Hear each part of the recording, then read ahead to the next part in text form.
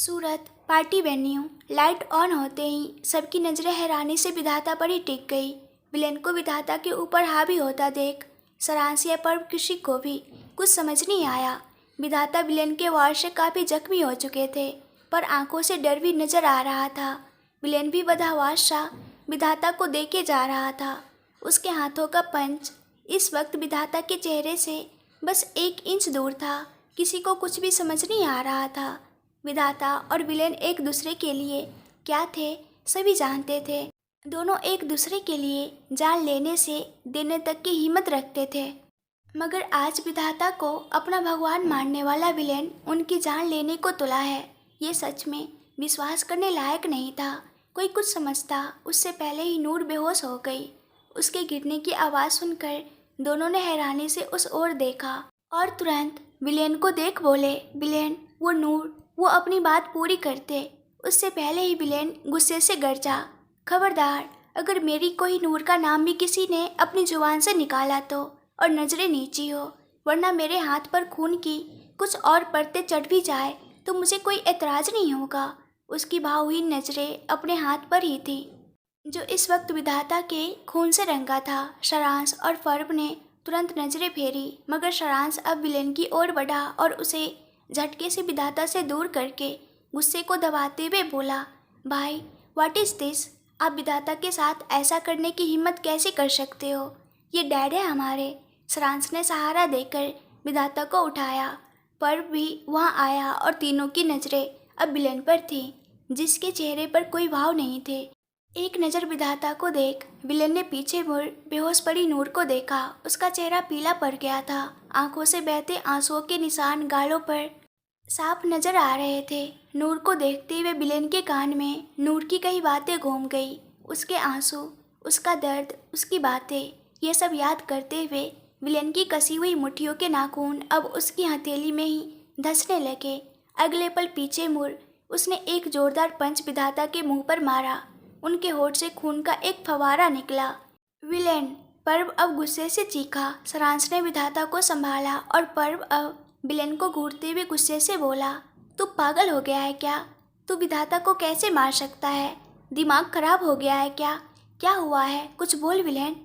अपने भगवान की ओर उठी उंगली तुझे रास नहीं आती और तूने खुद आज उन्हें जख्मी कर दिया। पर्व गुस्से में था, मगर विलेन के गुस्से के सामने उसके गुस्से का कोई वजूद नहीं था। विलेन ने उसके बातों का कोई जवाब नहीं दिया और दोबारा उन दोनों को दूर कर विधाता का कॉलर पकड़ उन्हें अपने सामने खींचा और उन पर मुक्कों की बरसात करता हुआ चिल्लाया, तेरी हिम्मत कैसे हुई मेरी कोहिनूर को छूने की, उसे अपनी गंदी नज़रों से देखने की, उस पर अपनी गंदी नीयत को हावी होने देने की हिम्मत कैसी हुई तेरी? तुझे मालूम है ना वो क्या है मेरे लिए? फिर भी कैसे की तूने उसके साथ ज़बरदस्ती? वो लगातार विधाता को मारे जा रहा था। उनकी हालत बिगड़ चुकी थी। सारांश और पर्व ने जैसे ही विलेन की बातें सुनी, आंखें हैरत में फैली की फैली रह गई और होठों से निकला, व्हाट? विधाता ऐसा कैसे कर सकते हैं? उन्हें कुछ समझ नहीं आ रहा था, पर उन दोनों ने मुश्किल से दोनों को अलग किया। पर्व विलेन को पीछे खींच बोला, विलेन शांत हो जा। जो हुआ है उसके बारे में बैठ के भी बात की जा सकती है। तू विधाता पर इस तरह हाथ नहीं उठा सकता। विलेन उसे ढकेलते हुए दोबारा विधाता को देख गुस्से से गरजा, हाथ उठाना तो बस मजबूरी है, क्योंकि जान इनकी नहीं ले पाया मैं। अगर इनके अलावा कोई और होता तो अब तक तुम लोग एक लाश को ठिकाने लगा रहे होते। ये कहते हुए उसने एक और जोरदार मुक्का विधाता के मुंह पर जड़ दिया, पर अब तक शांत रहे विधाता अचानक से गुस्से से भर उठे। उन्होंने भी पलटवार में विलेन पर मुक्के की बरसात की और उसे पीछे ढकेलते हुए गुस्से से दांत पीसकर बोला, तुझे बात तो समझनी नहीं होती विलेन, और तू अपने बाप पर ही हाथ उठा रहा है। कारण तो पूछ लिया होता मुझसे। उस लड़की ने जो कहा मान लिया तूने। मैंने क्या किया नहीं किया ये पूछा भी नहीं। विलेन ने मुठ्ठियाँ कस ली। उसे इस वक्त जितना गुस्सा आ रहा था उतने में वो कब का विधाता की जान ले चुका होता अगर वहाँ पर्व और सारांश न होते। उसने मुश्किल से खुद को रोका और दांत पीसता हुआ विधाता को घूरते हुए बोला, कारण आपने जो किया है उसके बाद कुछ बोलने या पूछने लायक छोड़ा भी है क्या आपने मुझे? विधाता ने एक गहरी सांस लेकर खुद को सारांश की पकड़ से छुड़ाया और विलेन को देख सीरियस एक्सप्रेशन के साथ गुस्से में बोले।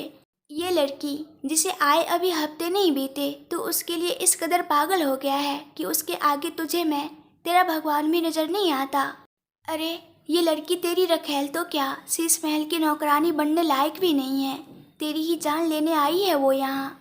मुझे पता है तू नहीं जानता ये बात, पर ये तेरे पास यानी कि गैंगस्टर विलेन के पास आई है, ना कि डायमंड किंग दुर्लभ खुराना के पास। और लोग विलेन के पास अपनी मर्जी से सिर्फ उसकी मौत बनने के लिए आते हैं, उसकी मासूका या रखेल बनने को नहीं। विलेन समझ इस बात को। पर उनकी बात सुनकर विलेन एक बार फिर बौखला गया और उनके सीने पर एक जोरदार पंच मारकर गरजा। मुझे पता है, मुझे सब पता है कि वो यहाँ क्यों है, लोग क्यों आते हैं मेरे पास, सब पता है मुझे। आप ये क्यों नहीं समझ पाए कि अगर कोई विलेन के पास आता अपनी मर्जी से है, मगर उसका रहना या इस दुनिया से जाना सब विलेन की मुट्ठी में होता है। उसने एक और पंच विधाता को मारा और उन्हें पीछे धकेलते हुए बोला, मेरी मर्जी के बिना आज तक दुनिया में कुछ नहीं हुआ तो मेरी ज़िंदगी में क्या ही होगा। सब कुछ पता होता है मुझे। और आपको अगर मेरी कोई नूर पर शक भी था तो मुझे कहते, उसके साथ बदसलूकी क्यों की, क्यों देखा उसे, क्यों छुआ, क्यों किया ये सब। वो एक बार फिर विधाता पर हावी हो गया। इस बार तो पर्व और सारांश भी आगे नहीं आ पाए क्योंकि विधाता ने उन्हें रोक दिया था और वो विलेन को दूर धकेल फिक्र के साथ बोले, विलेन पागल मत बन, मैं सिर्फ इस लड़की के चाल से तुझे बचाना चाहता था और कोई मकसद नहीं था मेरा। विलेन ने विधाता को कॉलर से पकड़ अपने सामने किया और उनकी आंखों में अपनी डार्क पर्पल ब्लू आइज से घूरता हुआ शब्दों पर जोर देकर बोला, I don't like to repeat myself विधाता, पर आपके लिए एक आखिरी बार अपनी बात कह रहा हूँ, गांठ बांध लो इसे। वो 2 पल रुक उन्हें देख सर्द आवाज में मगर जुनूनियत के साथ बोला, आई रिपीट विधाता, she is mind to see, mind to touch, mind to feel, mind to adore, mind to kill और mind to live. She is totally mind. उसकी सांसें, धड़कने, उसका जिस्म, उसके आंसू, उसका सुख दुख सब मेरा होगा, मेरी वजह से होगा। You are nothing to her, समझे आप। उसने एक जोरदार मुक्का मारकर विधाता को खुद से दूर धकेला। उसकी आंखों में ही नूर के लिए उसका जुनून नजर आ रहा था। उसने एक नज़र तीनों को घूरा, जैसे कह रहा हो कि ये चेतावनी सिर्फ किसी एक के लिए नहीं। उसकी कोई नूर पर उसे किसी की नज़रें नहीं चाहिए। आंखों से ही चेतावनी दे। वो अब पीछे मुड़ सीधे नूर के पास गया और उसे लेकर उधर के ही एक कमरे में चला गया। सारांश और पर्व तो हैरानी से विलेन को जाता देख रहे थे, मगर विधाता की आंखों में गुस्सा था जो विलेन के लिए है या नूर के लिए ये कहना मुश्किल था। सारांश और पर्व ने दोबारा विधाता को संभाला और सारांश उन्हें देख बोला, विधाता आप हमारे साथ हॉस्पिटल चलिए, बहुत चोट आई है आपको। विधाता ने कुछ नहीं कहा और उस कमरे की ओर देख जिधर विलेन गया था। वो मन में बोले, छोड़ूंगा नहीं तुम्हें मैं। वो फिर उन दोनों के साथ वहाँ से चले गए। इधर विलेन नूर को बेड पर लिटाकर वही कमरे में गुस्से से चक्कर लगाने लगा। उसका गुस्सा शांत होने का नाम ही नहीं ले रहा था और नूर की आंखें ना खुलती देख वो गुस्से से उबल रहा था। अगले पल उसने नूर के पास जाकर पानी का पूरा जग उसके सर पर उड़ेल दिया। पानी का इतना तेज बहाव चेहरे पर पड़ते ही नूर चीखते हुए उठी और सीधी नजरें विलेन के सुर्ख लाल आंखों से जा मिली। अचानक ही उसकी धड़कनें शोर करने लगी। एक डर की लहर पूरे जिस्म में दौड़ गई। नूर ने तुरंत विलेन से नजरें फेर पूरे कमरे को अपनी आंखों से स्कैन किया। विलेन को देख उसके दिल में एक डर बैठ गया था कि कहीं उसने सच में उसे विधाता को तो नहीं सौंप दिया। पर खुद को किसी दूसरे कमरे में सिर्फ विलेन के साथ देख उसने राहत की सांस ली। चेहरे से डर की लकीरें भी मिट गई और चेहरा एकदम भावहीन हो गया। उसने विलेन को अब नज़र उठाकर भी नहीं देखा। किसी तरह अपने कपड़ों को खुद पर समेटा और बेड से उठ दरवाजे की ओर बढ़ते हुए खुद को नॉर्मल दिखाने की कोशिश करते हुए बोली, आइंदा से ऐसी बदतमीजी मेरे साथ मत करना। विलेन होगे तुम दुनिया के लिए और डरती होगी दुनिया तुमसे, मगर मैं तुमसे नहीं डरती और ऐसी चीज़ें तो बिल्कुल बर्दाश्त नहीं करूँगी। नूर ये बातें नॉर्मली बोलते हुए विलेन के बगल से निकल गई, पर अगले पल वो दर्द से चीख दी। विलेन ने पीछे से नूर के बालों को कसकर अपनी मुट्ठी में जकड़ा हुआ था और पकड़ इतनी तेज थी कि लग रहा था कुछ देर और वो हाथ नहीं हटाएगा तो नूर के बाल ही उसके स्कैल्प से उखड़ जाएंगे। विलेन ने उसके बालों को खींचते हुए उसका चेहरा पीछे की तरफ मोड़ा और उसके चेहरे पर झुक अपनी डार्क पर्पल ब्लू आइज से घूरता हुआ बोला, तुम्हें मेरे हाथ में कहीं लॉलीपॉप नजर आ रही है क्या? नूर के होठों से अचानक ही निकला। एक तो उसे अपने बाल खींचने पर दर्द हो रहा था, ऊपर से विलेन उससे ऐसे फालतू सवाल कर रहा था जो उसके समझ की तो बिल्कुल नहीं थी। नूर को हैरान देख विलेन ने आंखें गोल घुमाई और नूर को यूं ही पकड़े अपने सामने कर उसके चेहरे पर झुककर गुस्से से बोला, तुम्हें मैं 5 साल का बच्चा नजर आ रहा हूँ क्या कोहिनूर, जिसे तुम अपनी बातों के लॉलीपॉप में फुसलाकर यहाँ से बिना मेरे सवालों के जवाब दिए निकल जाओगी? वो नूर पर तंज कस रहा था। नूर ने तुरंत नजरें फेरी और बिना भाव के बोली, मुझे ना तुम्हारे सवाल चाहिए और ना मुझे कोई जवाब देने हैं। जस्ट लीव मी, मुझे जाना है यहाँ से। विलेन उसकी बात सुन सार्केस्टिकली हंस दिया। नूर की आंखों में अब तक नमी तैर गई थी। उन बातों के जहन में आते ही ऐसा लग रहा था जैसे विधाता की छुअन नूर को दोबारा अपने जिस्म पर महसूस हो रही थी। विलन ने नूर के बालों को छोड़कर उसका चेहरा अपनी ओर मोड़ा और उसकी हीरे सी चमकती आंखों में देख सर्द लहजे में बोला, सवाल तो मैं करूँगा कोहिनूर और जवाब तुम्हें देने ही होंगे। नूर गुस्से से उसे खुद से दूर धकेल फ्रस्ट्रेशन में चिल्लाई, क्या सवाल करना है तुम्हें? अब क्या पूछना बाकी रह गया है? जिस काम के लिए तुम मुझे यहाँ लेकर आए थे वो तो हो ही गया ना। मेरी आंखों में आंसू चाहिए थे, जिस्म पर जख्म, दिल में दर्द, यही चाहिए था ना। तो लो देख लो, हो गई तुम्हारी विशेष पूरी। नूर ने झटके से अपनी ड्रेस छोड़ दी। उसकी ड्रेस जो फटी हुई थी उसमें खुलकर नूर का सीना नजर आ रहा था। उस पर विधाता के नाखूनों के निशान, उनके दांतों के निशान नूर की गोरी स्किन पर उभर कर दिख रहे थे। नूर की आंखों से नमी आंसू बनकर उसके गालों पर लुढ़क गए, पर विलेन को जैसे कुछ फर्क नहीं पड़ा। वो इस वक्त खुद बेहिसाब गुस्से में उबल रहा था। एक नज़र नूर की बॉडी पर फेर वो वापस नूर की आंखों में देखता हुआ उसकी ओर कदम बढ़ाकर अपने गुस्से को छिपाने की कोशिश करता हुआ सवालिया लहजे में बोला, पहला सवाल, तुम्हारे साथ ये सब किसने किया? दूसरा सवाल। नूर विलेन का पहला सवाल ही सुनकर हैरान थी। उसे याद था कि विलेन ने उसकी आंखों के सामने विधाता को मारा था, उनका चेहरा भी देखा था। तो क्या विलेन को नूर पर विश्वास नहीं हुआ? क्या विधाता ने उसे कुछ ऐसा कह दिया कि विलेन को नूर की बातों पर विश्वास ही नहीं हुआ? नूर ने अपने कदम पीछे लेते हुए अपने कपड़ों को मुट्ठी में भर लिया और सर नामे हिलाते हुए पीछे बढ़ी और आखिरी में बेड से लग गई। पीछे अब जाने का रास्ता ही नहीं था। वो नम आंखों से विलेन को देख रही थी। उसकी आंखों का गुस्सा देख उसका रोम रोम सिहर उठा था। वो लगातार खुद में बड़बड़ा रही थी, मुझे कोई सवाल नहीं सुनने, कोई जवाब नहीं देना मुझे, प्लीज़ चुप हो जाओ। पर बेअसर विलेन उसकी ओर बढ़ता हुआ ही दूसरा सवाल करता है, जिसने भी तुम्हारे साथ ज़बरदस्ती की तुमने उसके साथ क्या किया? उसे सज़ा दी या नहीं दी? तो क्या सज़ा दी? मौत के अलावा तो इसके लिए कोई बेहतरीन सज़ा थी ही नहीं। तो वो आदमी जिंदा क्यों है? तुमने उसे सज़ा क्यों नहीं दी कोहिनूर? क्यों खुद के साथ ज़बरदस्ती होने दी? क्यों सहा ये सब? विलेन बोलते हुए नूर के बिल्कुल सामने खड़ा हो गया था। उसके बोलने का लहजा इतना सर्द था कि नूर से अब उसकी बातें बर्दाश्त भी नहीं हो रही थी और वो उसकी बातों से डरने के साथ साथ हैरान भी हो रही थी। उसे यकीन नहीं हो रहा था कि विलेन आखिर कह क्या रहा है। उसने लाइट्स ऑन होने के बाद का कुछ भी नहीं देखा था, तो समझ पाना भी मुश्किल ही था। उन दोनों के बीच ना के बराबर ही जगह थी, जिसे भी विलेन ने ख़त्म कर दिया और नूर के बिल्कुल करीब हो गुस्से से दांत पीसकर उसकी आंखों में देखता हुआ बोला, तुमने उस आदमी को क्यों छोड़ दिया कोहिनूर? वो आदमी मरा क्यों नहीं? क्या इतनी भी हिम्मत नहीं थी तुम में कि तुम खुद को बचा सको? डर था किसी का? विलेन के साथ होते हुए क्यों डरी तुम कोहिनूर? जान ले लेती उस इंसान का, मार देती उसे और आकर बोल देती मुझे, मैं हर हाल में तुम्हारा साथ देता। मैं उस लाश का भी वो हाल करता कि उसकी रूह जहाँ भी होती काँप उठती, दोबारा वो जन्म नहीं लेता। लेकिन सिर्फ तुम्हारी वजह से ही वो जिंदा है। क्यों कोहिनूर क्यों? विलेन ने कसकर नूर की बाह पर पकड़ कस दी और उसे लगभग झकझोर दिया। नूर ने आँखें मीच ली और रोते हुए बोली, प्लीज़ प्लीज़ मत बोलो कुछ, प्लीज़ बंद करो ये सब, जाने दो मुझे यहाँ से। मैं नहीं चाहती कुछ भी, मुझे बस यहाँ से जाना है।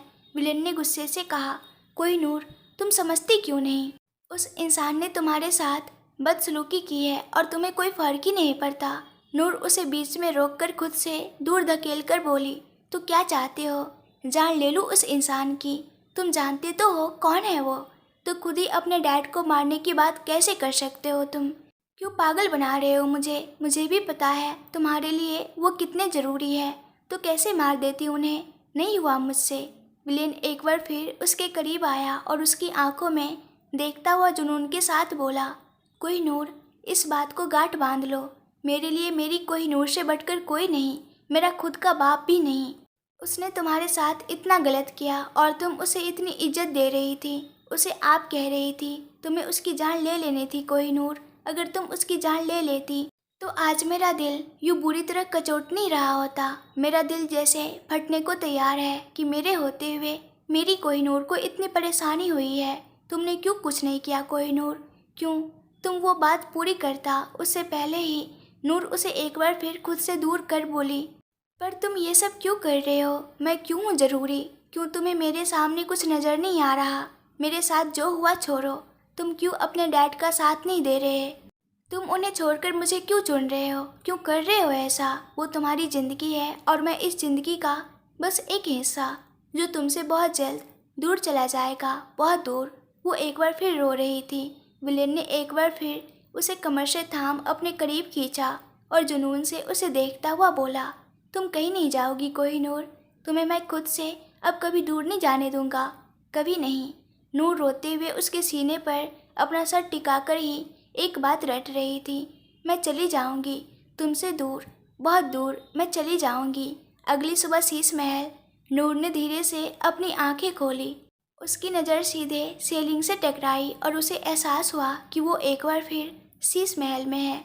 कल विलेन और उसकी बहस के बाद क्या हुआ था उसे कुछ याद नहीं, क्योंकि वो कल विलेन की बाहों में ही बेहोश हो गई थी। पर उसके पहले का उसे सब याद था। वो तुरंत अपनी जगह से उठकर बैठ गई। उसकी नज़र सामने शीशे से अपनी अक्स पर पड़ी। उसके कपड़े बदले जा चुके थे और वो फिलहाल काफ़ी ठीक हालत में थी, पर दिमाग में कल की बातें ही चल रही थी। वो फिक्र के साथ घबराकर बोली, ये आदमी सच में पागल है। उसने मेरे लिए अपने डैड को मारने तक की बात कर दी। Is he really obsessed with me? नहीं, अगर ऐसा है तो जैसा मैंने सोचा है मैं उससे भी बड़ी मुसीबत में फंस जाऊंगी। ये जो भी हो रहा है सही नहीं हो रहा। जो इंसान एक लड़की के लिए अपने डैड के अगेंस्ट जा सकता है, वो आशिक तो दुश्मन से भी ज़्यादा खतरनाक होता है।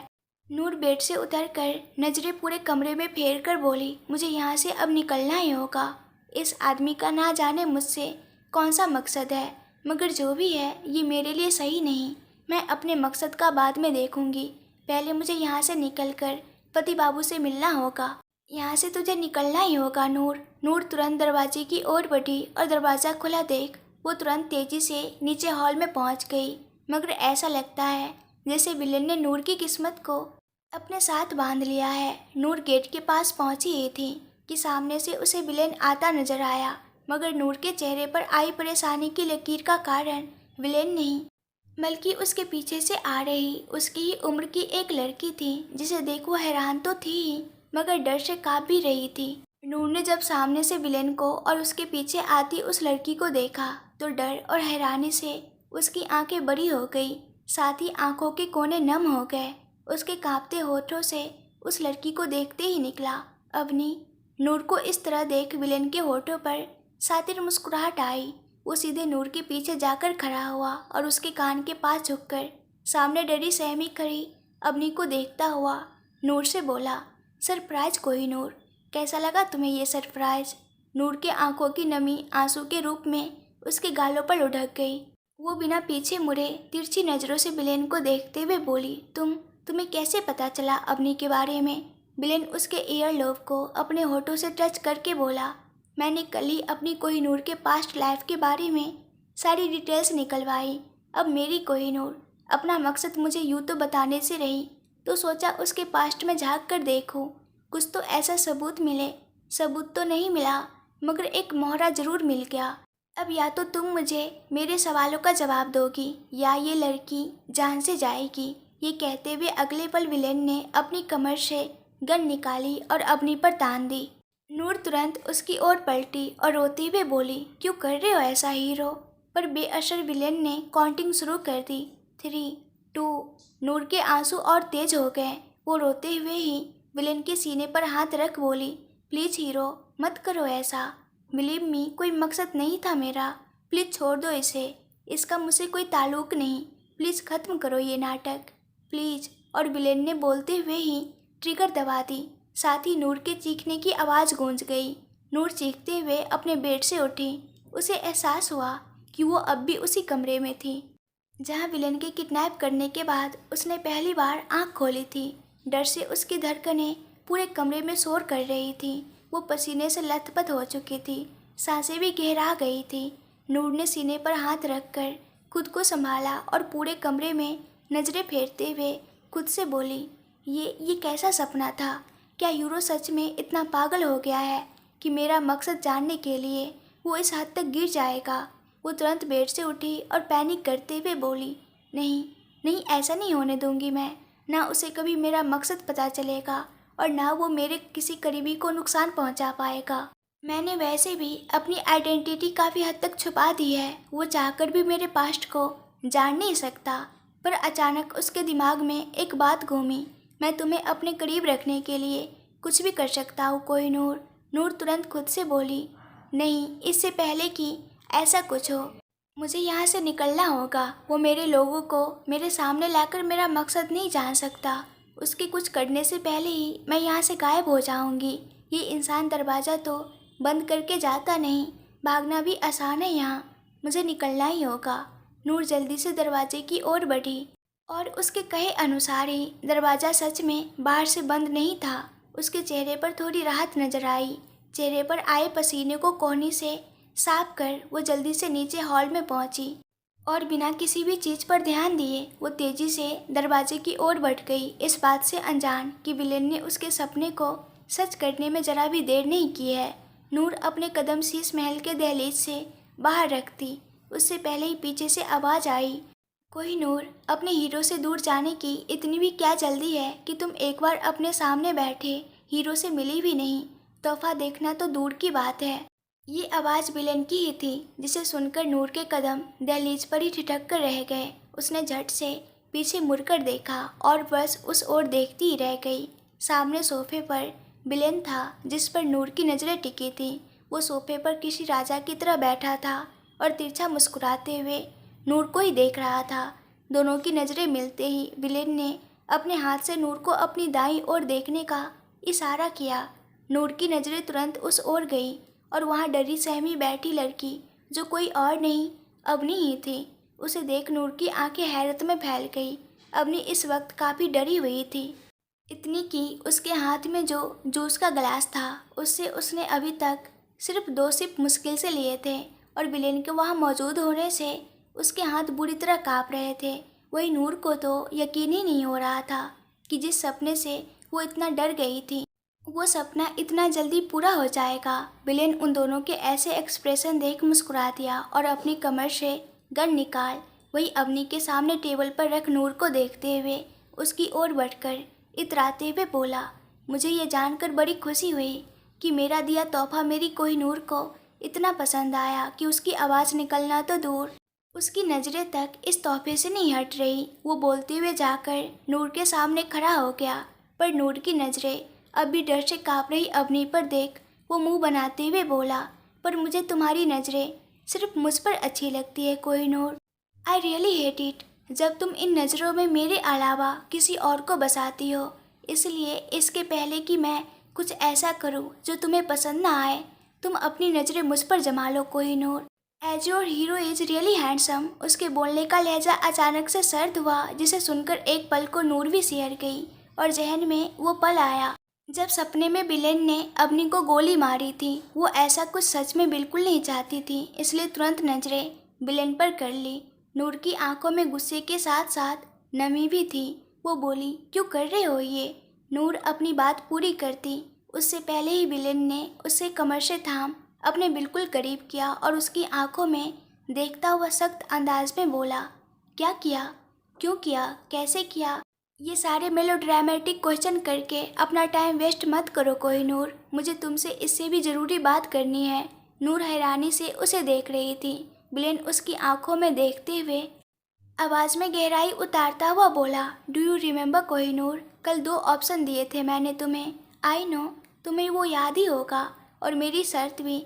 तुमने तो कोई जवाब दिया नहीं, तो ऑटोमेटिकली मेरा दिया ऑप्शन भी चूज हो चुका है। इट मीन्स तुम्हें मैं अपना मकसद बताऊंगा और तुम सिर्फ मेरी होकर रहोगी। नूर की आंखें हैरत में बड़ी हो गई। वो कल के झमेले में ये सारी चीज़ें तो भूल ही गई थी। वो कुछ बोलती उससे पहले ही दोबारा विलेन उसे टोक कर बोला, ना कोहिनूर, बीच में कुछ भी बोलकर सब स्पॉइल मत करना। Let me finish my self. उसने नूर को झटके से छोड़ा और उसके पीछे जाते हुए बोला, शो कोहिनूर, मेरा मकसद बहुत सिंपल था। मुझे बस तुम्हारा मकसद जानना था, जो अब तक तुमने मुझे जानने नहीं दिया। हीरो प्लीज़ सुनो। मैं नूर बोलने को हुई कि विलेन ने उसे कमर से थाम कर उसकी पीठ को अपने सीने से लगाया और उसके कान के पास झुककर बोला, पहली बार तो तुमने मानी नहीं और दूसरा मौका मैं किसी को देता नहीं, पर तुम कोहिनूर हो मेरी। Show second chance. नूर पीछे मुड़ने को हुई, पर विलेन की पकड़ कस गई और वो उसके ईयर लोब को अपने हार्ड लिप्स से छूता हुआ बोला, तुम्हारे पास फिर से 2 ऑप्शन है कोहिनूर। फर्स्ट, तुम मुझे अपना मकसद बताओगी, ये सेम है क्योंकि ये जानना इस विलेन के लिए बहुत ज़रूरी है। एंड सेकेंड, तुम अपना मकसद किसी को नहीं बताओगी। नूर हैरानी में झटके से पीछे मुड़ी और हैरत से उसकी आंखों में देखने लगी। अवनी भी अब अपनी जगह से खड़ी हो चुकी थी। विलेन नूर की आंखों में देखता हुआ जुनून से बोला, हाँ कोहिनूर, तुम अपना मकसद या अपने बारे में भी किसी को कुछ नहीं बताओगी, ना मुझे ना खुद को। तुम अपना मकसद भूल जाओगी कोहिनूर, हमेशा हमेशा के लिए। जाने वो मकसद क्या है, पर जो भी है, जितना भी ज़रूरी है, तुम उसे भूल जाओगी, सिर्फ और सिर्फ अपने हीरो के लिए, क्योंकि तुम्हारे हीरो को तुमसे ज़्यादा कुछ और ज़रूरी नहीं। वो 2 पल रुक कर नूर से दूर हुआ और बोला, चूज करो कोहिनूर, क्या करना है तुम्हें। अगर तुमने अपना मकसद मुझे बताया तो आई प्रॉमिस मैं तुम्हें तुम्हारे मकसद के अंजाम तक हर हाल में पहुंचाऊंगा, चाहे मेरी जान ही क्यों न जाए।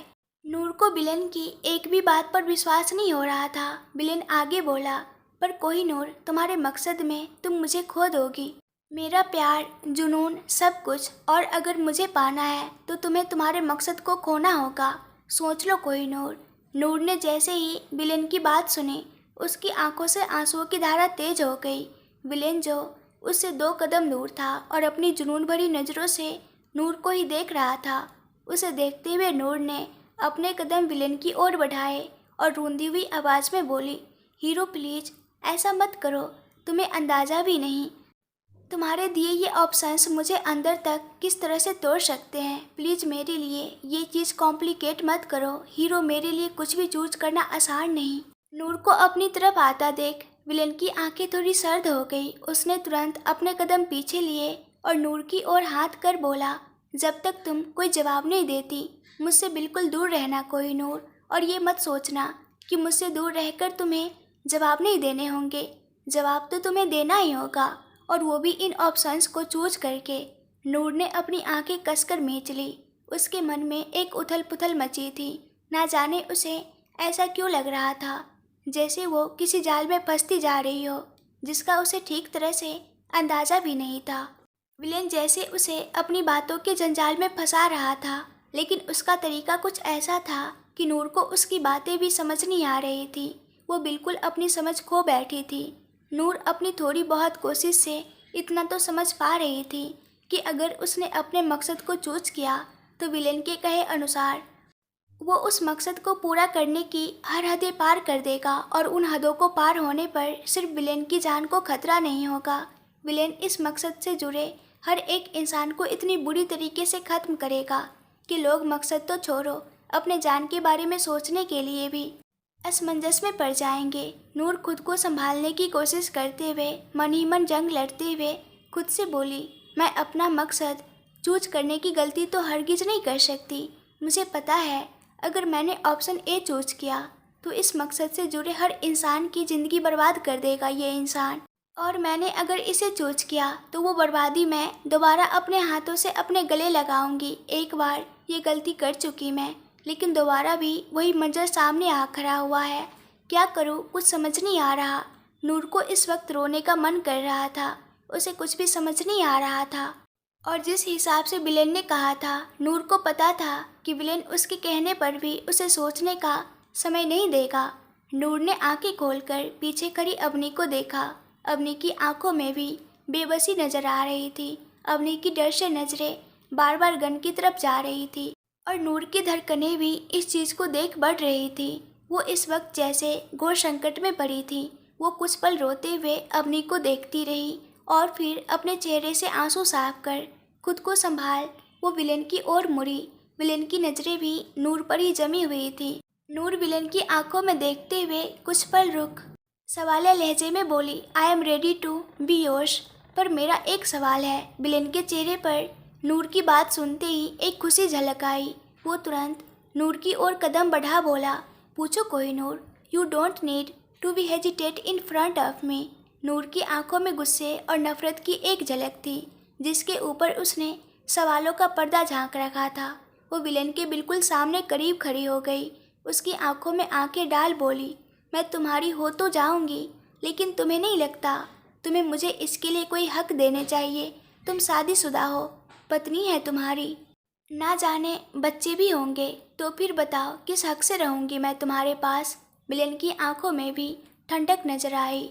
वो नूर की कमर पर हाथ रख उसे अपने करीब कर उसकी आंखों में आंखें डाले ही बोला, कोहिनूर, तुम्हें पहले भी कहा है, तुम्हारा मेरा होने के लिए किसी नाम किसी हक की जरूरत नहीं। तुम बस मेरी हो और ये बात यही खत्म होती है। नूर ने तुरंत सर नामे हिलाकर कहा, नहीं, यहाँ कुछ भी खत्म नहीं होता, बल्कि सारी मुसीबत यहीं से शुरू होती है। तुम्हारे लिए ये चीज़ यहीं खत्म होती होगी, लेकिन मेरे लिए बिल्कुल नहीं।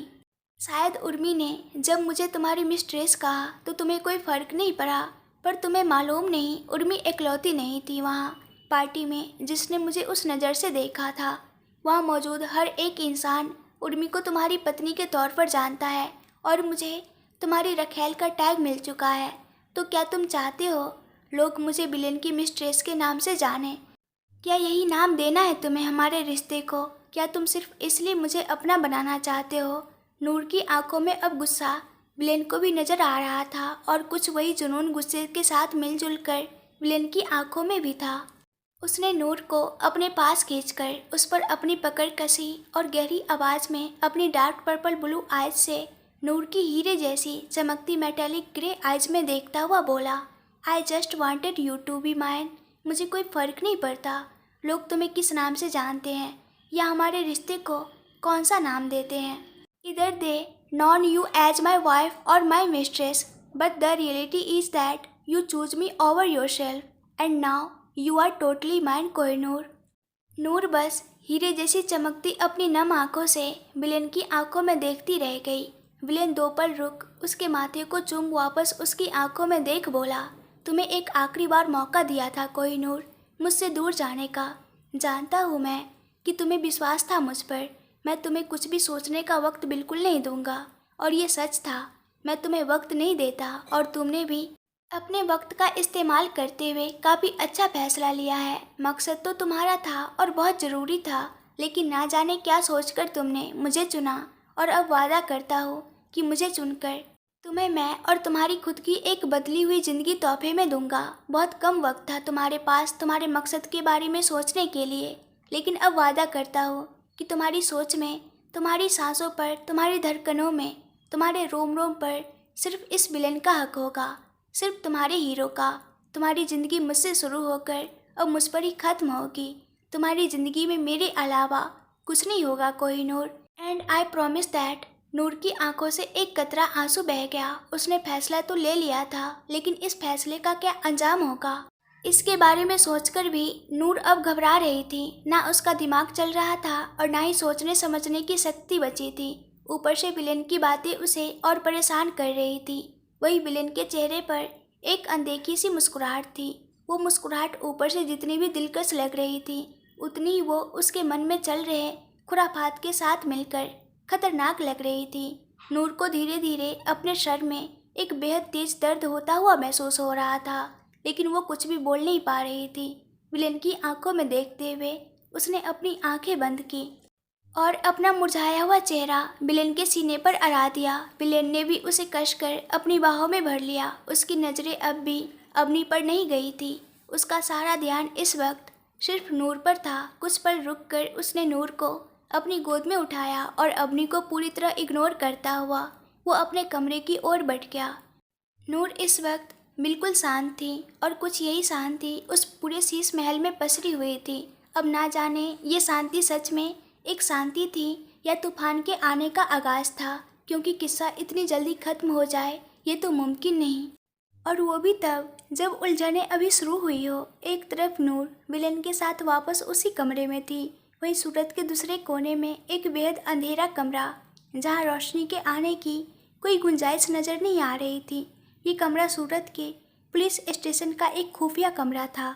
ये कमरा उस पुलिस स्टेशन के बेहद अंदर की तरफ था, जिसके बारे में बहुत कम लोग जानते थे। उस अंधेरे में भी एक इंसान की चहलकदमी की आवाज़ें शोर कर रही थी, और तभी जैसे दरवाज़ा खुलने की आवाज़ आई और अब उस कमरे में दो लोगों के सांसों का शोर था।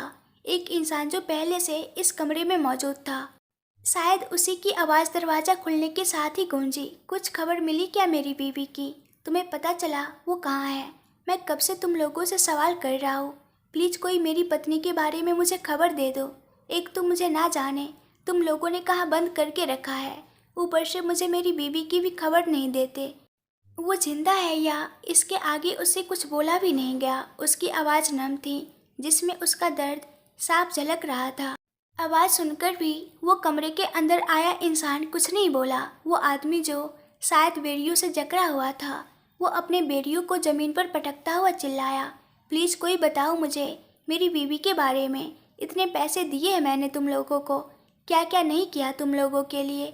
Even I am your senior officer, फिर भी तुम लोगों ने मुझे इस तरीके से ना जाने कहाँ कैद करके रखा है और मुझे कोई खबर भी नहीं देते।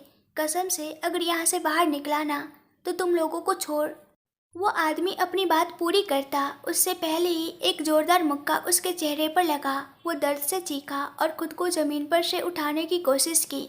वो उठता उससे पहले ही सामने खड़े आदमी ने उसे कॉलर से पकड़कर झटके से खड़ा किया और उसके चेहरे पर लगातार वार करता हुआ बोला, साला तेरा ये गुरूर खत्म होने का नाम नहीं लेता।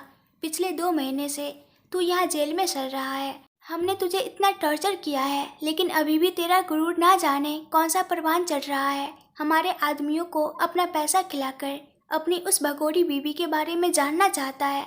तो सुन, वो लगातार उसे मारे जा रहा था। वो जख्मी इंसान कुछ कर भी नहीं पा रहा था, उसके हाथ बुरी तरह बंधे हुए थे। वो आदमी उसे जोर से धकेल गुस्से से बोला, निष्कर्ष चौहान, तेरी बीवी तेरे पर इल्ज़ाम लगने के कुछ दिनों बाद ही सूरत से भाग चुकी। उसका कोई अता पता नहीं, कहाँ गई, किसके साथ भागी, कोई खबर नहीं। और तू चाहता है कि हम तुझे उसकी खबर ला कर दे? हम पुलिस वालों को पागल समझ रखा है क्या? तूने काम ही ऐसे किए हैं कि तुझे तो सीधे मौत मिलनी चाहिए, लेकिन ना जाने तुझे अभी फांसी ना चढ़ाकर यहाँ रखने का ऑर्डर क्यों मिला है। जो भी है, तुझे इतनी आसान जिंदगी तो नहीं मिलने वाली। पल पल तड़पेगा तू, और फिर ऊपर से इजाज़त मिलते ही हम तेरा काम तमाम करेंगे। ये बोल सामने खड़ा पुलिस इंस्पेक्टर अपने पैरों से निष्कर्ष पर वार करने लगा, पर निष्कर्ष का सारा ध्यान तो उस पुलिस इंस्पेक्टर की एक बात पर था, तेरी बीवी तुझ पर इल्ज़ाम लगने के कुछ दिनों बाद ही सूरत से भाग चुकी है। उसका सीना इस वक्त दर्द से बुरी तरह फटा जा रहा था, लेकिन होठों से उप तक ना निकली। वो पुलिस इंस्पेक्टर निष्कर्ष को तब तक मारता रहा जब तक उसकी आंखें बेरहमी से बंद ना हो गई। शीश महल, रात का वक्त। नूर अपने कमरे में बेड पर सोई थी, आंखें बंद थी और चेहरे पर कोई भाव नहीं थे। कहना मुश्किल था कि वो सच में सोई है या बस सोफे पर बैठे विलेन को दिखाने के लिए सोने का नाटक कर रही है। सोफे पर बैठा विलेन जो इस वक्त अपने फ़ोन में काम कर रहा था, और वो लगभग 2 से 3 घंटे से यहीं बैठा था। उसकी नज़रें बीच बीच में नूर के चेहरे पर जाती और फिर वो वापस अपने काम में लग जाता। सुबह के हुए उस ड्रामे के बाद से नूर ने अब तक अपनी आंखें नहीं खोली थी। वो कमरे में आते ही सो गई थी और शायद उठी भी थी तो अब तक उसने आंखें खोलकर विलेन को नहीं देखा था। विलेन को भी फिलहाल इस चीज़ से कोई एतराज़ नहीं था, क्योंकि जानता था जो सुबह नूर ने किया है उसके लिए वो बिल्कुल तैयार नहीं थी, और यह सारी चीज़ समझने के लिए उसे वक्त की ज़रूरत है। उस वक्त सोचने के लिए तो विलन ने नूर को कोई वक्त नहीं दिया, लेकिन फिलहाल वो नूर को थोड़ा शांत होने देना चाहता था। अपना काम पूरा कर उसने फ़ोन पॉकेट में डाला और सोफे से उठकर सीधे नूर के पास आया। कुछ पल नूर के चेहरे को देख वो झुका और नूर के माथे को हल्के से अपने होठों से छू वापस सीधा खड़ा हो गया। उसके भावहीन चेहरे पर नूर के स्पर्श से एक छोटी सी मुस्कुराहट आ गई। नूर के चेहरे से बाल को हटा वो उसके चेहरे पर झुका हुआ ही शांत लहजे में बोला, टेक योर टाइम कोहिनूर, और अपना ख्याल रखना, मैं थोड़ी देर में मिलता हूँ तुमसे। बोलकर उसने एक बार फिर से नूर के माथे को अपने होठों से छुआ और कमरे से बाहर निकल गया। ब्लेन कमरे से बाहर निकला कि उसे किसी का फ़ोन आया। उसने फ़ोन पर बात किया और सर हाँ में हिलाकर बोला, ठीक है तुम वहीं रुको, मैं थोड़ी देर में आता हूँ। बोलकर उसने वापस फ़ोन पॉकेट में रखा और नज़र इधर उधर घुमाकर तुरंत वहाँ से निकल अपनी गाड़ी में बैठ वो शीश महल से बाहर चला गया। इधर सूरत के सिटी हॉस्पिटल में अस्पताल के टॉप फ्लोर पर ब्लैक ड्रेस बॉडीगार्ड्स का जमावड़ा था। ये सारे बॉडीगार्ड खुराना के थे। विधाता इसी हॉस्पिटल में एडमिट थे। साथ ही नमृत भी इस फ्लोर पर था। विधाता को काफ़ी कम चोट आई थी, इस वजह से उनका इलाज जल्दी हो गया था और वो इस वक्त अपने वार्ड में बैठे फ्रूट्स खा रहे थे। उनके साथ उनका असिस्टेंट नील मौजूद था, जो गौर से विधाता के भावहीन चेहरे को देख रहा था। विधाता सामने देखते हुए न जाने कब से क्या सोच रहे थे और उन्हें इस तरह देख नील सवालिया लहजे में बोला, बॉस मैं आपके साथ लगभग 15 साल से हूँ। आपके चेहरे के एक्सप्रेशन पढ़ना अच्छे से जानता हूँ, इसलिए बहाना बनाने की कोई ज़रूरत नहीं है। तो क्या आप मुझे बता सकते हैं आप इस वक्त किस चीज़ को लेकर इतनी टेंशन में हैं? क्योंकि विधाता खुराना खुद टेंशन ले ये तो बहुत बड़ी बात होती है। विधाता खुराना का शौक तो लोगों को टेंशन देना है, ना कि खुद टेंशन में बैठे रहना। नील की बात सुन विधाता ने एक नज़र नील को देखा और वापस नज़र सामने कर ली। वो कुछ पल चुप रहे और फिर फ्रूट्स की प्लेट को बगल की टेबल पर रखते हुए खोई हुई आवाज़ में ही बोले, इन परेशानियों से खुद को परेशान करना मुझे भी पसंद नहीं नील, लेकिन बात जितनी आसान दिख रही है उतनी आसान नहीं। विलेन मुझसे कुछ तो छिपा रहा है। उस वक्त जब मैंने उससे नूर के बारे में झूठ कहा कि वो किसी मकसद से विलेन के पास आई है, तो बिना कुछ सोचे समझे उसने कह दिया कि उसे मालूम है वो लड़की उसके पास मकसद से है। विधाता की बात सुन नील तुरंत बोला, हाँ तो बॉस ऐसा हो सकता है कि विलेन आपकी बातों पर ही आपको ताना दे रहे हो। विधाता ने तुरंत सर ना में हिलाकर नील को देखते हुए कहा, नहीं नील, वो कोई ताना नहीं दे रहा था। वो बिल्कुल कॉन्फिडेंट था कि नूर का जो भी मकसद है उसे उससे कोई परेशानी नहीं। उसके चेहरे के भाव बता रहे थे जैसे नूर ने खुद यह साबित किया हो कि वो विलेन के पास किसी मकसद से आई है। नील भी अब सोच में पड़ गया और वो इसी तरह बोला, बॉस अगर ऐसा है तो वो लड़की जो भी है अपने मकसद से आई है, और अगर विलेन को इस बारे में पता है तो अब तक उन्हें उस लड़की का काम तमाम कर देना चाहिए था। विलेन तो ऐसे ही है ना बॉस? विधाता ने सर हाँ में हिलाकर वापस नज़र दूसरी ओर की और बोले, हाँ विलेन ऐसा ही है। उसे अपने काम के बीच किसी का भी बीच में टांग अड़ाना पसंद नहीं। फिर ना जाने ऐसी कौन सी बात है कि उस लड़की के बारे में सब कुछ जानते हुए वो उसका साथ दे रहा है, उसके लिए मुझसे लड़ रहा है। बात सच में कुछ बड़ी है नील। उन दोनों के बीच एक अजीब सी शांति थी। अब दोनों ही अपने सोच में लगे थे कि ऐसा कौन सा कारण है जो नूर का सच जानने के बावजूद विलेन इस तरह से नूर के लिए अपना जुनून दिखाता है। कुछ पल की चुप्पी के बाद अचानक से नील विधाता को देख बोला, कहीं विलेन को उस लड़की से प्यार तो नहीं हो गया? विधाता अचानक से हंसे और नील की पीठ थपथपाते हुए बोले, कोशिश अच्छी थी लेकिन जवाब गलत है। प्यार मोहब्बत इश्क ये चीज़ें विलेन की ज़िंदगी के लिए नहीं बनी। Villain doesn't believe in love. उसकी आंखों में जुनून ज़रूर देखा है मैंने, लेकिन वो जुनून उसकी आंखों में छुपे राज के ऊपर सिर्फ एक पर्दा है। नील अब क्या ही बोलता। प्यार मोहब्बत इश्क जुनून जज्बात, इन चीज़ों के लिए तो उसे कभी वक्त मिला ही नहीं। उसने अपना सारा जीवन सिर्फ विधाता के नाम कर दिया था और ये चीज़ जैसे उसकी ज़िंदगी में भी एग्जिस्ट नहीं करती। वो दोनों एक बार फिर से चुप थे। नील जहाँ खुद में खोया था वहीं विधाता का सारा ध्यान विलेन और नूर पर ही था। कुछ तो ऐसा था जो उनकी नज़रों से छूट रहा था और वो समझ नहीं पा रहे थे। इधर विलेन की गाड़ी भी सिटी हॉस्पिटल के पार्किंग एरिया में आकर रुकी। वो सीधे टॉप फ्लोर पर गया और वहाँ से नमृत के वार्ड में गया। नमृत का भी ऑपरेशन हो चुका था और वो फिलहाल काफ़ी अच्छी हालत में था। पूर्वी भी उसके पास ही मौजूद थी। नमृत का हाल चाल ले उसे ठीक होने का बोल।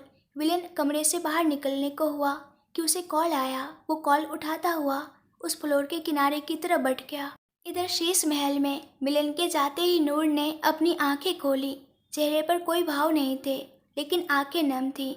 उसने तुरंत ब्लैंकेट हटाया और कमरे से बाहर निकल गई। नीचे पहुंची तो काफ़ी ढूंढने के बाद उसे एक मेड किचन में काम करती हुई नजर आई। वो शीश महल में अब तक घूमी नहीं थी, इस वजह से कौन सा कमरा कहाँ है उसे कुछ पता नहीं था। उसे किचन भी नहीं मिल रहा था, लेकिन काफ़ी कोशिशों के बाद मिला और उस मेड से पूछने पर पता चला कि अपनी गेस्ट रूम में है। गेस्ट रूम का पता ले नूर उस कमरे के पास पहुंची। उसने झट से दरवाज़ा खोला तो नज़रें सीधे सामने खड़ी अवनी पर गई, जो इस वक्त बाथरूम में खड़ी थी और आंखें फाड़े दरवाजे की ओर ही देख रही थी। शायद वो डर गई थी, क्योंकि जिस हालत में वो थी वो किसी के सामने आना तो बिल्कुल नहीं चाहेगी। नूर को देख अवनी की आंखें थोड़ी शांत हुई और वो नज़रें इधर उधर फेरते हुए बोली, यार नूरी, यहाँ तो कोई कपड़े नहीं है। इस बाथरूम में रहूँगी क्या मैं? तुझे पता है कि कपड़े कहाँ हैं इस कमरे में? नूर कुछ पल अवनी को देखती रही। अवनी के चेहरे पर इस वक्त कोई परेशानी नज़र नहीं आ रही थी, पर नूर की आंखें आंसू से डबडबाई हुई थी। शायद वो अवनी की आंखों में देख उसके जज्बात समझ चुकी थी। वो एक नज़र कमरे में देख एक और बढ़ी। शीश महल का हर एक कमरा शीशे की दीवारों से ढका था, जिस वजह से अवनी को कुछ भी समझ नहीं आ रहा था। हर कमरा, हर दीवार एक जैसे थे, मगर जितना खूबसूरत विलेन का बेडरूम था, उतना सुंदर शीश महल का कोई कोना नहीं था। नूर ने अवनी को कपड़े दिए। अवनी मुस्कुराई और कपड़े लेकर वॉशरूम में चली गई। नूर ने भी कुछ नहीं कहा और चुपचाप जाकर बेड पर बैठी। थोड़ी देर में अवनी चेंज करके आई और सीधे नूर के सामने खड़ी हो गई और उसकी ओर अपनी बाहें फैला दी। नूर अपनी आंसू से डबडबाई हुई आंखों से अवनी की आंखों में देखने लगी, तो अवनी ने उसे आंखों से ही इशारा किया और अगले पल नूर उसके गले से लगकर रो पड़ी। अवनी के चेहरे पर भी इस वक्त कोई भाव नहीं थे, लेकिन नूर के रोने की आवाज़ से उसकी आंखों में दर्द झलक रहा था। उसने नूर को कस कर अपने बाहों में भरा और उसकी पीठ सहलाने लगी। काफ़ी देर रोने के बाद नूर जब शांत हुई और उसकी सिसकियों की आवाज़ कमरे में गूंजने लगी, तो अवनी उसकी पीठ सहलाते हुए ही अचानक से बोली, नूरी, तूने ऐसा क्यों किया? अवनी की बात सुनते ही नूर की सिसकियाँ भी रुक गई। वो बिल्कुल चुप थी, तो अवनी ने उसे खुद से दूर किया और उसके पास ही बेड पर बैठते हुए उसकी आंखों में देख बोली, जवाब देगी मेरे सवालों का? क्यों किया तूने ऐसा? क्यों उस आदमी को चूज किया? नूर की आंखों में एक बार फिर से आंसू आ गए। उसने अपनी नज़रें झुका ली और अवनी के हाथ पर अपनी पकड़ कसते हुए धीरे से बोली, अगर ऐसा नहीं करती तो वो इस मकसद से जुड़े हर इंसान को ख़त्म कर देता। अवनी के चेहरे पर हल्का सा गुस्सा झलकने लगा। वो बोली, तो यह सोचकर तुमने अब खुद को ख़त्म करने का फैसला ले लिया? तुम्हें मालूम भी है तुमने अपनी मौत चुनी है आज। नूर, वो इंसान चलती फिरती मौत है। मौत के बगीचे में कभी ज़िंदगी के फूल नहीं खिलते नूर, तू समझ इस बात को। नूर ने चेहरा झुकाए कहा, पर मैं क्या करती अवनी? मेरे पास कोई और ऑप्शन नहीं था। मकसद को चूज करती तो सब बर्बाद होते। इससे तो अच्छा है कि मैं खुद बर्बाद हो जाऊं, क्योंकि इसके अलावा कुछ और करने का रास्ता नहीं छोड़ा उस इंसान ने मेरे लिए। ना यहाँ से भाग सकती हूँ और ना इसके अलावा कोई और ऑप्शन देगा वो मुझे। अवनी चुप हो गई। नूर की बातों से उसे इतना तो समझ आ चुका था कि नूर सच में विलेन के जाल में फंस चुकी है। उसने सब कुछ सुबह अपनी आंखों से देखा था और इतना तो जान चुकी थी कि विलेन लगभग से नूर को मैनिपुलेट कर रहा है, उसके मकसद को लेकर, उससे जुड़े लोगों को लेकर। अवनी नूर को देखते हुए अचानक से बोली, फैसला तो ले लिया, लेकिन इससे पहले मेरे भाई के बारे में सोचा कि अगर वो तुम्हारे बारे में जानेंगे तो उनकी क्या हालत होगी। नूर की नमी भरी नज़र एक बार फिर से अवनी के चेहरे पर आ गई। उसकी आंखों से दोबारा आंसू बह निकले और वो रोंदी हुई आवाज़ में बोली, अब तक सब कुछ पति बाबू के लिए ही करती आई थी अवनी, लेकिन शायद मेरी किस्मत में ही नहीं कि मेरी मदद से पति बाबू की ज़िंदगी संवर जाए। सही कहते थे घर वाले, मैं बस एक कलंकित रही हूँ। अपनी ज़िंदगी तो सुधरी नहीं और अपने साथ साथ मैंने पति बाबू की ज़िंदगी पर भी इतनी बड़ी आँच ला दी। मुझे सच में ख़त्म हो जाना चाहिए था। नूर एक बार फिर रो पड़ी। अवनी ने उसे वापस अपने सीने से लगाया और उसे शांत करने की कोशिश करने लगी। वो सिर्फ नूर से अपने सवालों के जवाब चाहती थी, यह नहीं कि नूर उसकी बातों से हर्ट हो जाए। वो नूर को समझाने की कोशिश कर रही थी, लेकिन नूर कुछ सुनने को तैयार नहीं थी। उसके दिमाग में इतनी सारी चीज़ चल रही थी कि उन्हें संभाल पाना उसके बस की बात नहीं थी। बिलेन बात करने के लिए उस किनारे में आया और वो बात कर फ़ोन रखने को हुआ कि बगल वाले कमरे का दरवाज़ा खुला। उसकी नज़रें सामने खड़े विधाता पर थी, जो खुद हैरानी से विलेन को ही देख रहे थे। उन दोनों के चेहरे पर कोई भाव नहीं थे और बस एकटक नज़रें एक दूसरे पर ही टिकी थी। कुछ पल की शांति को तोड़ते हुए विधाता अचानक से बोल पड़े, कुछ बात करनी है, अंदर चलोगे? बिलेन अपनी खा जाने वाली नज़रों से उन्हें घूर रहा था। वो कुछ नहीं बोला तो विधाता उसका हाथ पकड़कर उसे वार्ड के अंदर ले गए। अगर आप लोगों को इस कहानी के आगे के पार्ट्स देखने हैं तो प्लीज़ ढेर सारे कमेंट्स करके बताइए और इस वीडियो को लाइक एंड शेयर ज़रूर कर दीजिएगा। Thank you.